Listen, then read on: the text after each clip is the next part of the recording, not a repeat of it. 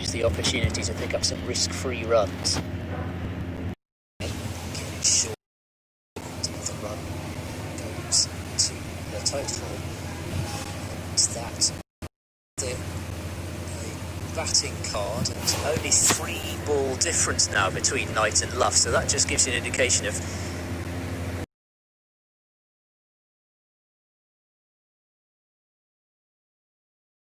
and I think it's been signalled 4 wides.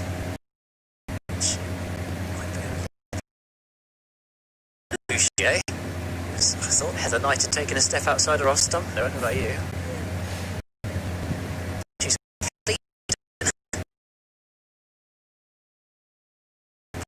and then pulled out of it.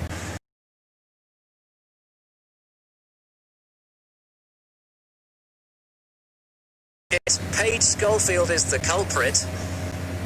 Oh my goodness, Heather Knight clipping in the air straight to mid-wicket and just over the outstretched of Tara Norris at backward point. They're going to be able to come back for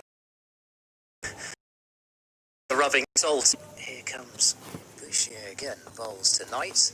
Knight this time plays it later and straight down into the ground, down to third man, and they come through for a single. 125 now for 1. What a let-off that is for Heather Knight and the Western Storm, though. Here comes Boucher, bowls short and cracked and straight through backward point this time. Tara Norris with the misfield, and it's run away to the backward point boundary for 4. And that is 50 for Sophie Luff. She's raised, yeah, there we go. She's raised her bat at last.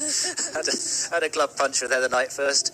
But yeah, what a tremendous knock that is from Sophie Luff.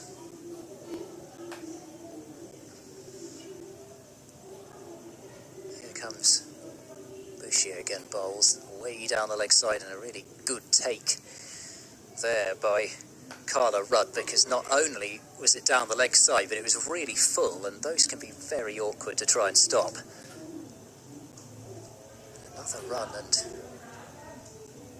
well, at the moment, also with these misfields and a drop catch, the signs are maybe that the body language of the Vipers and the mentality is how we're going to get this wicket. Oh, that's going to be a wide, but I don't know. For a moment, I thought that Sophie Luff had lifted her back foot there.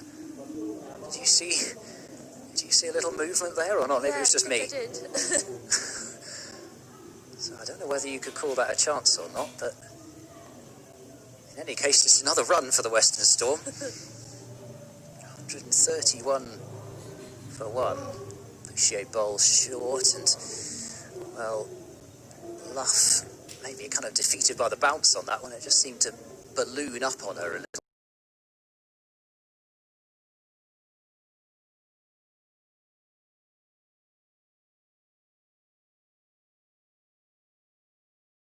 Knocked out, and Heather Knight 55.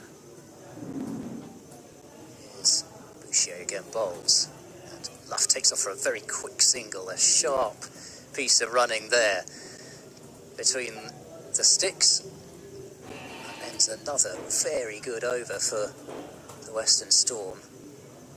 11 runs off it. As you take a look at the batting card, well, what a partnership this has been. In fact, it's moved far too quickly again for my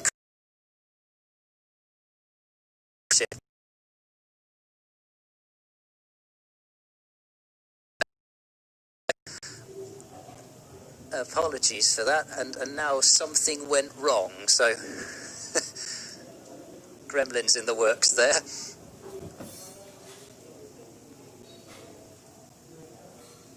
You see, this is where I should probably do some manual scoring and write down the falls of wickets, but the partnership now is worth 113. So Georgia Adams into the attack. Oh, and she nearly, well, I say she nearly gets a wicket. Actually, she doesn't. It was down the leg side. And it's been called a wide. That was...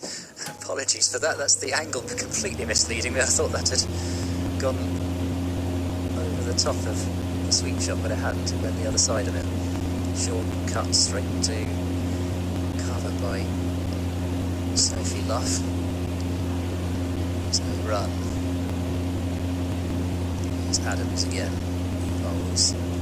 Dragged down again, but played up to long on this time. Dean does the fielding. 34 now for one. Perhaps the strongest going too quickly. Got an Adams bowls. That's another rank half tracker, and Knights played it too long on. She was looking to get that one wider of long on, and ends up being a single again. 135 for one. Adams again. Luff uses her feet. Takes it straight back to the bowler this time, and when she's used her feet, Sophie Luff, she hasn't necessarily decided that she must go for the big shot every time she uses it. It's just confident moved down the pitch so far. This time stays calmly to deep square leg for another single. 36 now for one. Vipers continue to try to find a bowler that can break this partnership, and they did find it, but the catch wasn't held. That slapped along the ground, and the batters have got to get back at both ends. That was a good piece of fielding by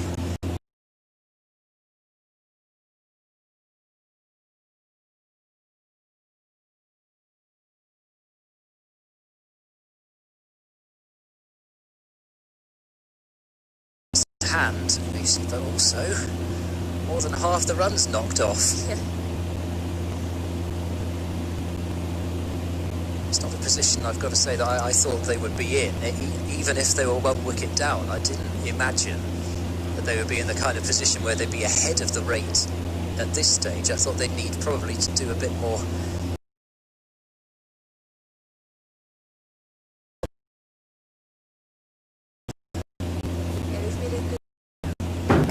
Yeah. The run rate required pretty much bang on 5 and over. So it's another change in bowling, and Tara Norris is going to come back on from the Ashley Down road end. Left arm round the wicket again. Comes in bowls and played uppishly, but it's beaten backward point, and it's racing towards the backward point boundary, and it's going to make it.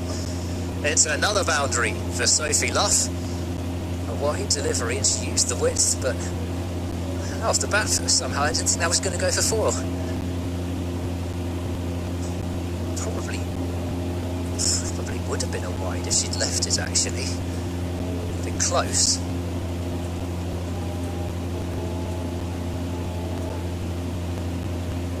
Here comes Norris again. 140 for one. Luff's overtaken. Knight gets a full toss. Oh, that's a brilliant one-handed stop. That is a brilliant piece of fielding by... Again, it's Maya Bouchier at extra cover. You can see why they've got her there. That is a tremendous one-handed stop. Now, that one I did think would be 4 and wasn't off the bat.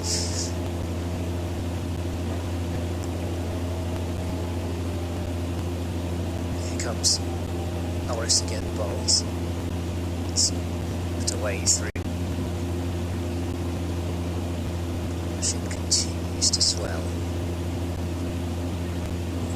Life for Heather Knight. Dropped in the wicket by Schofield. Just calmly knocks that one away out to deep cover. Just mostly quiet accumulation from Knight, and if there's been any aggression needed to be done, it's been Luff recently. It's just been a wonderful partnership.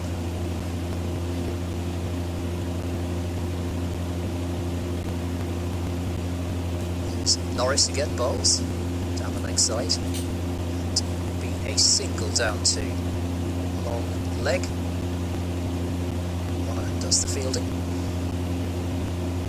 And Shot to southern, there was still plenty of blue sky over the Bristol County Ground.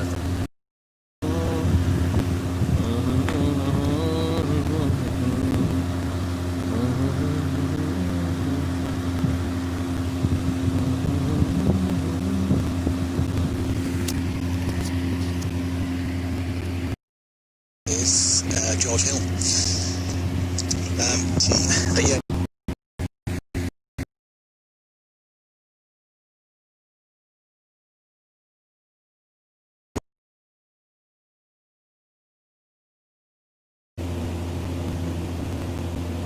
There by Josh Poisden. They'll come back for 2. They contemplated a 3rd but won't get it. Yeah, good recovery in the end from Josh Poisden to keep them to just one more run. They were going to get the single anyway. Graham Rowley now, apparently Davis.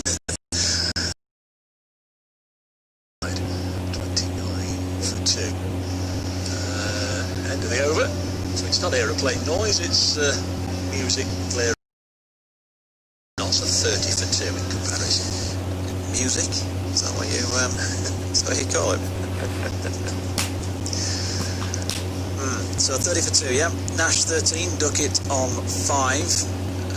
And just the early progress that you expect to see from a Nottinghamshire side. Obviously, just having to think about it a little bit on account of some decent bowling from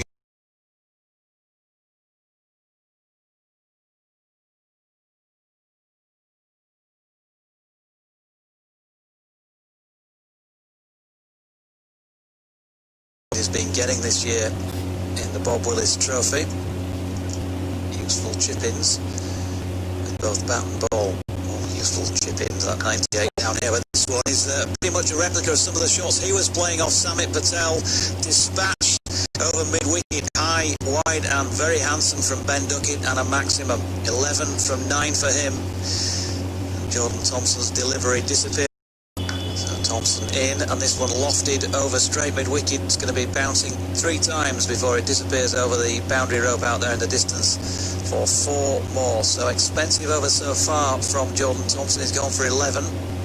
Still one to come with that big 6 from Ben Duckett, and now another boundary from Chris Nash. 41 for 2. 1 ball left in the 5th over. So just 7 left in these power play overs. Yorkshire have got a man back on the long on boundary. It's Joe Root, and the man back on the deep square leg boundary. Everybody else goes inside the circle. That's a good response from Jordan Thompson to finish the over in the end with a Yorker just outside off stump, and Nash content to dig it out. 17 to him, 12 to Duckett, 5 overs gone, and Nottinghamshire 41 for 2. Yeah, fancy to slow a ball as well, which Chris Nash had to just readjust and dig out right at the very end. Having been prepared to propel it many a mile if he could. So we're through 5 overs. The power play for Yorkshire ended with them on 53 for 1. So Notts would need 12 runs from this over to get up there in terms of runs, but they're already a wicket worse off. It's going to be Joe Root to hold second over. It's Nash putting away for boundaries in his first over, which went for 8. This time from the Radcliffe Road end, round the wicket to the left-handed Duckett, who goes for a slog sweep. He's got it away much finer than he intended. It's running away towards the pavilion fence and will go all the way over the ropes for 4. Duckett improvising from the off and gets Joe Root on the back foot straight away with a boundary. The 2 men out on the leg side for Yorkshire. Into this over, of course, more can be released into the wild.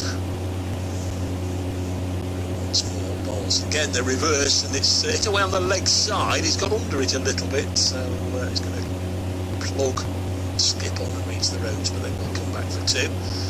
Duckett to 18 or 47 for 2. Matt Miller's doing the fielding. Those eagle-eyed among you.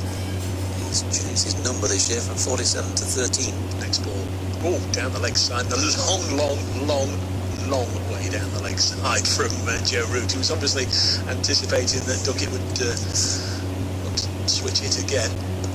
This one, Al Fox's former Northampton man, Ben Duckett, who does well to just dolly one up there to Thompson, short extra, moved in again, gone on the reverse, LBW appeal, Ian Ramage, the umpire, says not out, as the throw comes in, you take a leg by, 49 for 2, Duckett has 18, Nash has 17, they both face 14 deliveries. If it wasn't on the full light, it was pretty close, wasn't it? It was a full-length delivery.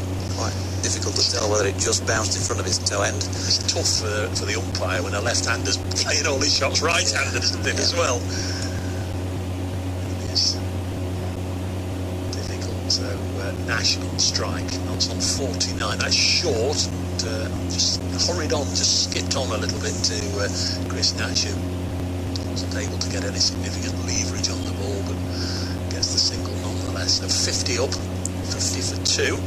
Exactly the same time it took Yorkshire, 5.5 overs. Next ball is pushed into the offside, and Thompson will field, so that's the end of the power play overs. 50 for 2, Yorkshire at the same stage with 53 for 1.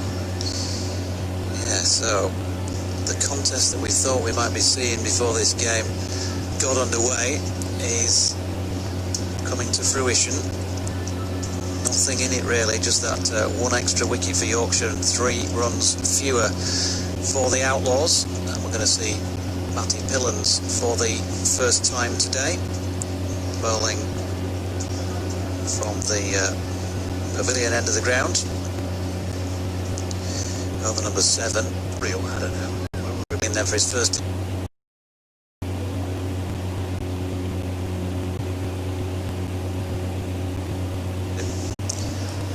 Here's Pillans, moves down the leg side, and Duckett trying to get a flip. Bowling away the latest, what about it? Pillans into Duckett, who works it backward of square this time. Fraying round to do the chasing, and good job he did as well, because George Hill, who came in first,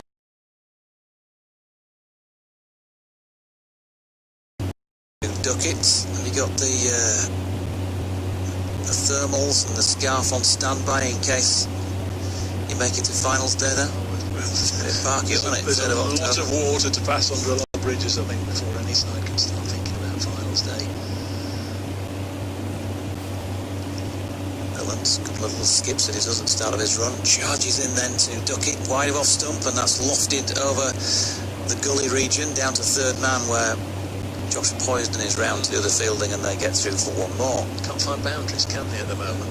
There are lots of ones and lots of twos, but Yorkshire masters over the last couple of overs of having the right fielders in the right place to stop the ball going for boundaries.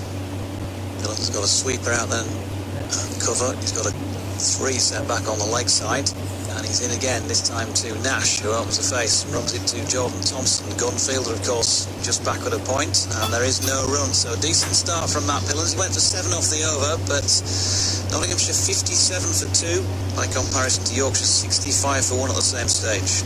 Yeah, Jordan Thompson at backward point here, of course, in the Bob Willis Trophy, ran out Joe Clark's brilliant bit of fielding and direct hit to send Clark on his way. Josh Poisden, by the looks of it, coming on at this Radcliffe Road end. A bit of the old sisters.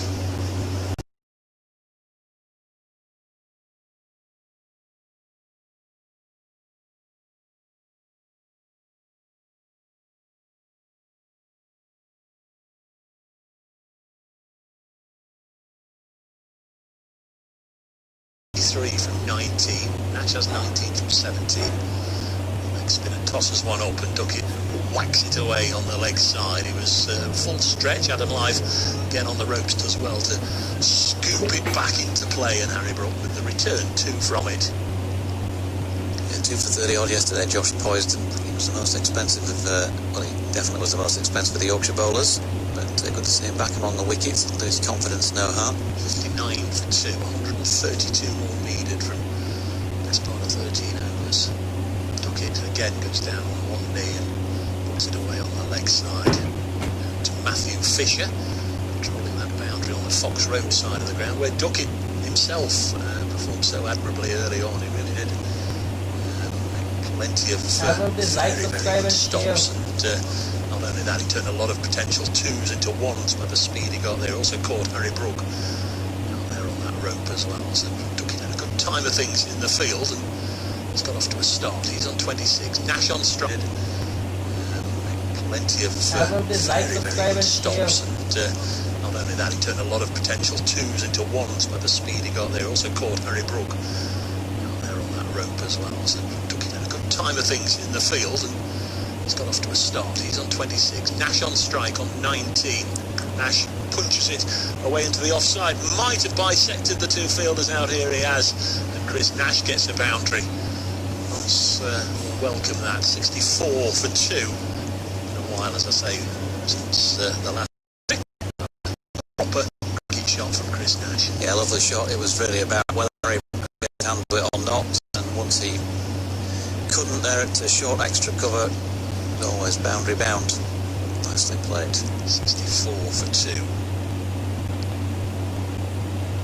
Wisdom for 7 from his first 3 balls. Nash will make it at least one more, possibly 2. Fisher's got to go a long way to his left. Backward point or deep point boundary position, and that's the 50 partnership from just 38 balls between Nash and Duckett, who've got odds back on track after they lost both Alex Hales and Joe Clark inside the first 11 balls of the innings. 66 for 2. Wisdom to Nash, who's on 25. Again, he works it into the offside. Fisher this time I think will keep it to 1. He will indeed. 67 for 2. Into the 8th, Yorkshire were 82 for 1, so 15 stretcher off. This stage took it on 26. Ashes on 20. Strike, final ball of the goes for the reverse and gets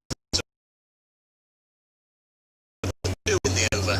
Nottinghamshire this time for Ben Duckett. It's on to 30, 71 for 2. So 14 from that over from Josh Poysden. That just gives Tom Kohler Cadmore just an additional thing to think about when he's going to bring Poysden back. I'm sure we'll see him for too long, but his first over's gone for 14. Duckett does give opposition captains that thorny problem about, are you going to set a field for normal shots or for his switch hits? Because he just does so many. Practically 50% of his shots in this innings, I guess, would be switch hits from Duckett.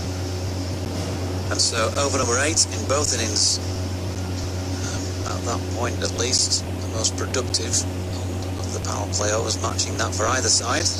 Matt Pillans comes into bowl to Chris Nash, first ball of the 9th. That's flicked away down to final leg, where Josh Poysden fires it back in to the gloves of Johnny Tattersall, and they have to be content with 1. Duckett back on strike is 30, Nash now 27.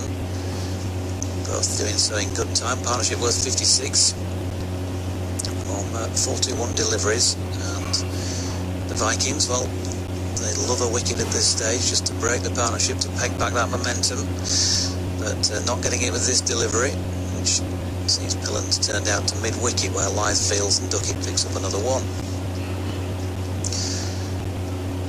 Douglas Lewis par scores on the board across there. Of course, not going to come into play on a lovely day like this, but just gives you an idea. It's interesting that Nelson just a couple of runs ahead right now, yet they're a dozen or so behind where Yorkshire were at the same stage. Pillans into Nash, short ball, lofted over point. That's going to be 4 runs, is it? Yep. George Hill coming round from a fairly fine third-man position, can't get across to it. Just 2. Also in the runs up at Durham on Saturday. Tell me what he got in a moment or two, perhaps. And like Root and Live, who both got 50s yesterday and again today.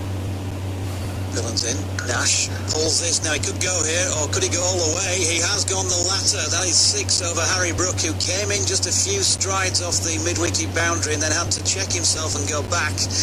And a despairing dive sees the ball soar beyond him for 6 runs to Nash. Good over this again for Nottinghamshire. Nash on to 37. 2 left in the over still. 83 for 2. Should he have got that? Well, if he'd have stayed and held his position on the edge, he'd have given himself half a chance. Difficult to say exactly because he was maybe a stride and a half in from the boundary at the point it went beyond him.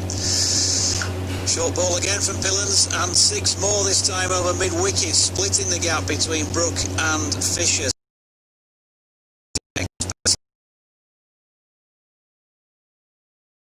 Nottinghamshire 89 for 2 all of a sudden. Nash on 43, successive sixes, and still one to come in the 9th over. Just shows what a fine player he is, Chris Nash. I mean, we know all about Duckett. He's got this tag as a one-day player, a very innovative cricketer. I was expecting him to sort of lead the charge, but Nash 43 from 24. He did get 55 on Saturday, and I've found my notes and looked it up. All the leg side fields on the edge. George Hill's just been brought up from third man inside the circle as this next delivery is full from Pillans. Nash content after his boundary raids to pick up a single to conclude the 9th over. Then he's on to 44, and Nottinghamshire 90 for 2 are now in front of Yorkshire's 87 for 2 at the same stage. Yeah, Yorkshire had just lost Adam Live.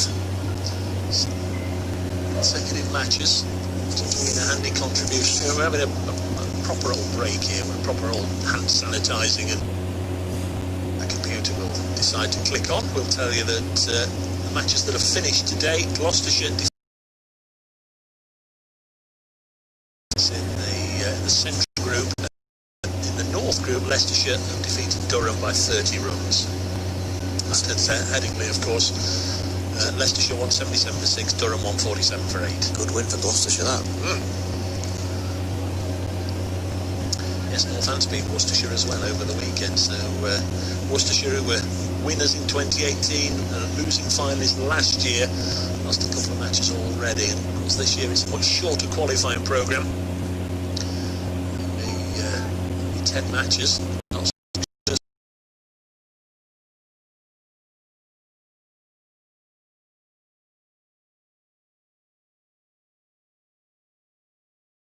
Washed away on Thursday. I think most of the matches on that first night were washed away, apart from the Durham Lancashire game, and then lo and behold, since then in the south they've had a couple of ties as well, which just bring you only 1 point as well. Might as well have been washed away.